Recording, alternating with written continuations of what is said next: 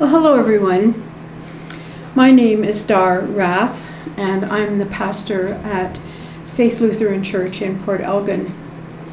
And during COVID, I sent out messages to people that were just short stories that they could read in 5 minutes or so, and people seemed to really enjoy reading them. And so now I have the opportunity to record them. And so I'm bringing you some messages, stories that you can watch in 5 minutes. And hopefully it'll give you something to think about. Some of the stories are funny, some of them are meaningful. And so here's the story for this week. It's from a book by Reverend Robert Kuss, and it's from a book called Flowers in the Wind.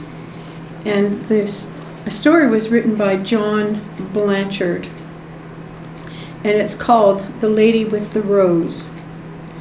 The story takes place in World War II. A young sailor became a pen pal with a woman that he had never met.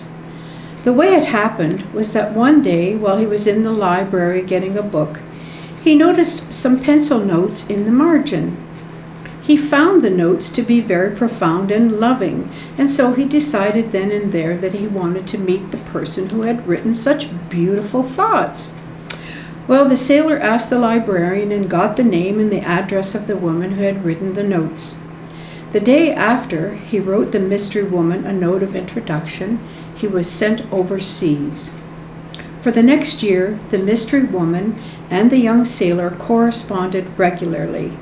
They each enjoyed sharing themselves with each other, including their deepest thoughts. At different times, the sailor asked the woman to send her a photo of herself, but he never received one. Nevertheless, their feelings for each other grew stronger. Finally, the sailor came back to the United States from the war. He and his mysterious female pen pal agreed that they would meet at 7 o'clock in the evening at Grand Central Station in New York City. The woman told the sailor that she would wear a red rose in her lapel so that he could recognize her. Shortly after the sailor arrived at the station, he saw a tall, beautiful blonde woman in a pale green suit walk by. The lonely young man was immediately attracted to her and her alluring vitality and sensuality. She smiled at him and said, "Going my way, sailor?" as she passed by him. But her spell over him was broken when he suddenly saw behind her a woman wearing a red rose on her lapel. His heart sank just a little bit because the woman was plain. The woman with the rose was in her late 40s or 50s and had graying hair, but her eyes were sparkling and she had a gentle face. As the beautiful blonde in the green dress walked by, the young sailor hesitated for just one moment. Then he turned his back on the beautiful woman and headed to the simple woman who wore the red rose. As he looked at her, he realized that his fantasies for a romantic relationship would not be probably realized. On the other hand, he thought, this woman had written such beautiful letters to him over the past year that perhaps she could become a lifelong friend, a friend whose wit and intelligence he already knew from their correspondence. When the young sailor got to the middle-aged woman, he introduced himself and suggested that maybe they should go out for dinner. But the older woman just smiled at him in amusement and said, "I don't know what this is all about, son, but the young woman in the green suit who just went by begged me to wear this rose on my coat.